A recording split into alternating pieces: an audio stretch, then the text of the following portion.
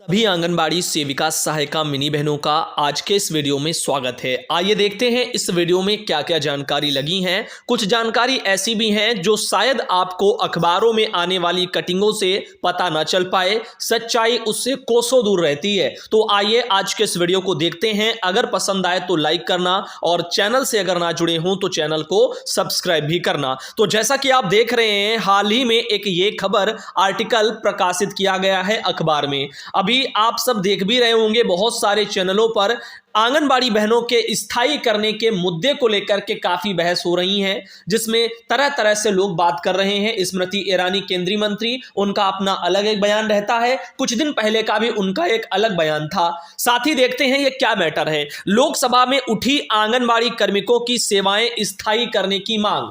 अब एक बात जीवन में हमेशा याद रखना, अखबारों का काम है चीजों को इसी कदर दिखाना ताकि देखने वाला खुश हो जाए। बाकी ये नहीं देखते हैं कि कब से मांगे उठ रही हैं और कब से ये आवाजें उठ रही हैं, और लेकिन होता कुछ नहीं है। इधर आप देख सकते हैं नई दिल्ली में ये खबर प्रकाशित, लोकसभा में कई दलों के सदस्यों ने सरकार से आंगनबाड़ी सहायिकाओं और आंगनबाड़ी बहनों के लिए जो है आंगनबाड़ी केंद्रों की स्थिति पर ध्यान देने के लिए, साथ ही कार्मिकों की जो सेवाएं हैं उनको स्थायी करने तथा मानदेय बढ़ाने की मांग की है।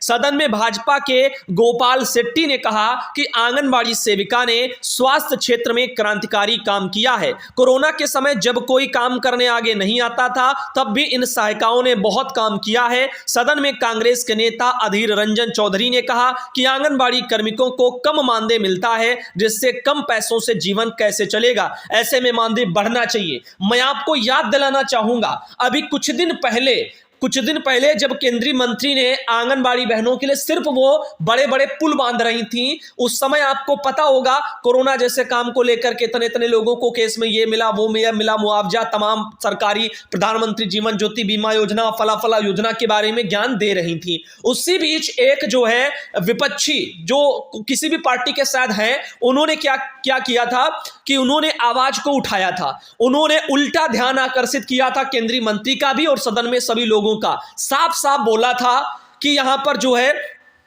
उत्तर प्रदेश में मानदेय जो मिलता है वो केरला से भी बहुत कम मिलता है। केरला जैसे राज्य में जब 12,000 मिलता है, वहीं उत्तर प्रदेश जैसे राज्य में बहुत कम मिलता है। अब बताओ ये 5,500 6,000 के समथिंग मानदेय जो मिलता है वो भी केरला से कितना कम है। आधे आधे दामों में यहां पर जो है बहनों से काम कराया जा रहा है, जबकि नाम क्या है, हम यूपी के हैं, वो केरला के हैं। जबकि केरला की सिचुएशन यूपी की सिचुएशन में अंतर है, यहां की वहां की सत्ता में अंतर है। अब आप सोचो हमारे यूपी जैसे राज्य में इतना कम फिर क्यों पैसा है। अभी इसी मुद्दे को लेकर के, बहुत सारी चीजों को लेकर के, बहनों के नियमितीकरण को लेकर के, मानदेय वृद्धि को लेकर के उन्होंने बहुत कुछ कहा था कि 12,000 कम से कम पैसा दिया जाए। लेकिन उस दिन के उनके आर्टिकल को और उनकी आवाज को किसी भी मीडिया ने अच्छे तरीके से नहीं दिखाया। लेकिन अब जो आर्टिकल आ रहे हैं उसी मुद्दे को लेकर के, क्योंकि बहुत सारी बहस हुई और उन्होंने जमकर के लताड़ लगाई थी, मैंने आपको दिखाया था, आपने वीडियो भी देखा होगा। बाद में अब क्या चलने लग गया कि बीजेपी पार्टी की कहीं वो ना हो जाए, तो बीजेपी के नेता, तमाम ये नेता वो नेता, सबका अपना अपना बयान सदन में फिर उठने लग गया। लेकिन ऐसे ये उठते रहेंगे, करेंगे कुछ नहीं। जहां पर कांग्रेस की सत्ता है वहां पर वो कुछ नहीं करते। अभी एमपी में ही ले लो, जब 1500 मोदी जी ने बढ़ाए थे 2018 में, तो एमपी में उस समय सरकार कांग्रेस की थी, तो उन्होंने क्यों लागू नहीं किया, क्यों रोक दिया, क्यों बोले थे कि इतना जो पैसा हम दे रहे हैं उतना काफी है, इतना अब बाकी नहीं देंगे। तो भाई क्यों रोक दिया 1500? अगर वो ना रोका होता तो आज उनका थोड़ा और बढ़ा हुआ मिलता।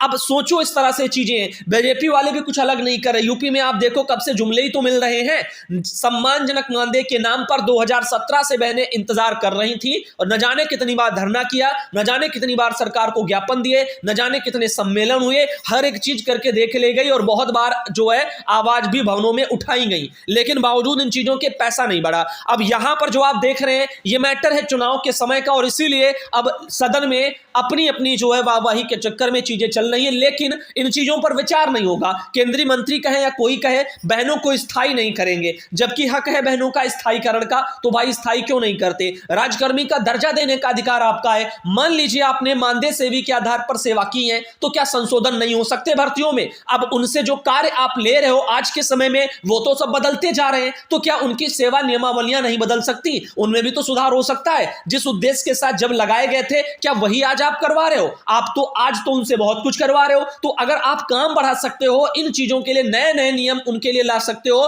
तो क्या उनके लिए नई नियमावली नहीं बन सकती, नए संशोधन नहीं हो सकते? उनके लिए उनको राज्यकर्मी का दर्जा फिर क्यों नहीं मिल सकता, जब सभी राज्य सरकारों के अधीन आकर के सभी महत्वपूर्ण कार्यों को बहनें कर रही हैं? तो आप सोचो, और यहां पर बस ऐसे नाम काम सब आता रहेगा, फला फला स्थायीकरण की मांग उठाई गई, ये हुआ वो हुआ, फलाना ढिमका सब करते रहेंगे, लेकिन जो दिन है वो नहीं बदलते हैं, क्योंकि ये सिर्फ और सिर्फ झूठा दिखावा है और इससे ज्यादा कुछ नहीं। क्योंकि समय पर समय बीत रहा है, लेकिन बहनों की स्थिति में कोई भी बदलाव देखने को नहीं मिल रहा। न जाने कितनी बार ऑल इंडिया ने भी आवाज लगाई है, आवाज हर इंसान के कानों तक जाती है, लेकिन फिर भी बदलता कुछ नहीं है, क्योंकि सिस्टम ही पूरा ऐसा है, बस दिखावा ही चल रहा है। चाहे वो केंद्रीय मंत्री जी हो, अभी कुपोषण को लेकर के बढ़िया बढ़िया ज्ञान देती हैं, लेकिन कुपोषण को लेकर के आप देख लो, यूपी जैसे स्टेट में न जाने कितने समय से जो है mid day meal hot cooked योजना जो है ठप पड़ी हुई है। कोरोना टाइम पर ठप थी, मान सकते थे क्योंकि केंद्र बंद थे, लेकिन केंद्र खुले हुए सालों साल होने को आ रहे हैं, लेकिन अभी तक मिड डे मील शुरू नहीं हो पाया। इतना आवाज उठाने के बाद अब जाकर के कहीं कागजी कार्रवाइयां हो रही हैं, वो भी इतना धीरे धीरे हो रही हैं जिसके बारे में कुछ कहा ही नहीं जा सकता।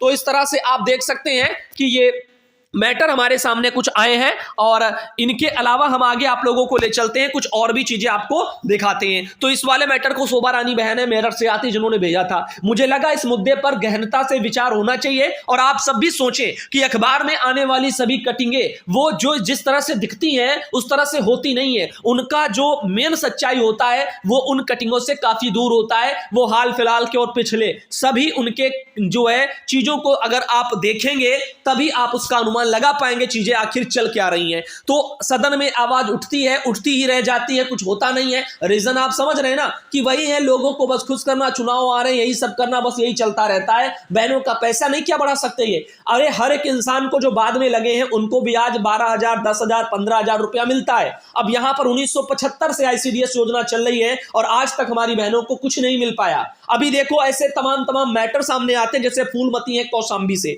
इनकी समस्या सुनिए। इन्होंने लिखा है, सर जी नमस्ते, मैं आंगनबाड़ी कार्यकर्ती केंद्र निजामपुर पुरैनी और द्वितीय चायल कौशांबी उत्तर प्रदेश का मानदेय मार्च 2022 से मृतक दिखा करके रोक दिया गया था, जिसे लिखित निवेदन पर व भागदौड़ करने के बाद केवल नवंबर 2022 से मानदेय के साथ चालू कर दिया गया। बताओ, जिंदा इंसान को ये मृतक दिखा देते हैं और फिर मानदेय रोक देते हैं। ऐसा हमारी बहनों के साथ में हो रहा है। अब इन्होंने कहा कि नवंबर 2022 से मानदेय के साथ चालू कर दिया, लेकिन मार्च 2022 से अक्टूबर 2022 तक इतना जो मानदेय है उसका भुगतान अभी तक नहीं दिया। तो सर जी यह बताएं कि जो है 8 माह का कितना मानदेय बनता है, जिसका एप्लीकेशन में हमसे लिखित मांगा जा रहा है, बताने का कष्ट करें। और निवेदक फूल जो है यहाँ पर फूलपति लिखा हुआ है, आंगनबाड़ी 20/12/2022 इस तरह से उन्होंने लिखा है।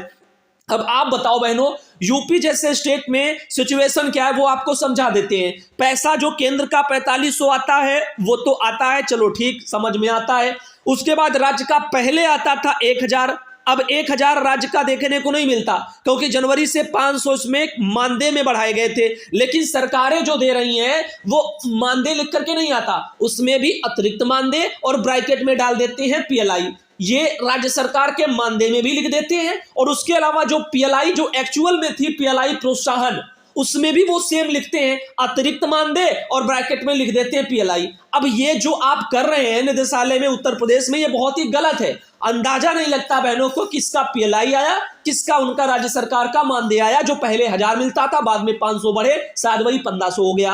अनुमान है वही 1500 है, अतिरिक्त मानदेय प्लस PLI। लेकिन जो PLI है, अब बताओ ये बहन बेचारी क्या करे, जिनको आपने मृतक दिखा दिया, अब उसके बाद उनका अभी नया से तो आपने देना शुरू कर दिया। उन्होंने कहा कि जो है पैसा जो है मृतक जो है इनका जो आया है वो नवंबर 2022 से, यानी अभी पिछले महीने से देना इन्होंने शुरू किया। लेकिन पिछला जो जितना इन्होंने रोक करके रखा है, जब से इनको मृतक दिखा दिया जिंदा इंसान को, उसके बाद में आप बताओ इन महीनों के 8 महीनों के पैसे का भुगतान जो आपने नहीं किया है, उसके लिए आप रिपोर्ट मांग रहे हो कि वो भर करके दे कितना मानदेय हुआ। अब ये कैसे दे दें और कितना दे दें? काम तो इन्होंने किया है, अब PLI का ये कैसे बना करके दे देंगे? कितना भरेंगे PLI में बताइए? आप कहेंगे PLI जनरेट नहीं हुआ, ये वो करके बताओ, ये समस्याएं तो है, मानसिक पीड़ा ही तो ये आती है। तो ऐसे एक आध नहीं, ऐसे सैकड़ों की तादाद में हमारी बहनें मिल जाएंगी, यहां तक कि हजारों, 10,000 के समथिंग तो अभी पिछले महीने या इसी महीने लेटर निदेशालय से आया था, जिसमें 2 कारणों की वजह से बहनों का मानदेय रोका गया था। उनकी संख्या 10,000 प्लस थी। अब आप समझिएगा आखिर क्यों जन्मतिथि वाले ये फीड करने में, आधार फीड करने में पीएफएमएस पोर्टल पर काम लापरवाही भरे चल रहे हैं। इनको आखिर क्यों नहीं करवा पा रहे? न जाने कितने महीनों से मेहनत का पैसा गरीब जो है मजदूर बहनों को नहीं मिल पा रहा है। अब इन सब चीजों को लेकर के आखिर कितनी बार इस तरह से आवाज उठाई जाएगी? सोचिए, ये जो हो रहा है शोषण, ये बहुत ही ज्यादा हो रहा है और इसमें हर कोई इंसान हर तरीके से शोषण फैला रहा है। नेता अपने स्तर से सम्मेलन करवा लेंगे, ये करवा लेंगे, झूठा आश्वासन दे देंगे, बस बहनें इसी में बेचारी जिंदगी जी रही हैं। और 1975 से आज तक इतने साल बीत गए हैं, जो है 75 से हैं तो 25 वो हो गए और 20 ये हो गए, अब 22 ये हो गए इस साइड में, पूरे इतने साल हो गए हैं, 25 प्लस 22। अब आप अंदाजा लगाओ, इतने सालों में कुछ आज तक नहीं बदला। ऐसी सिचुएशनें सामने आ रही। तो फिलहाल आज के इस वीडियो में यहीं तक रखते हैं और दोपहर 12 बजे की खबरों में आप सबको हम फिर मिलते हैं। धन्यवाद।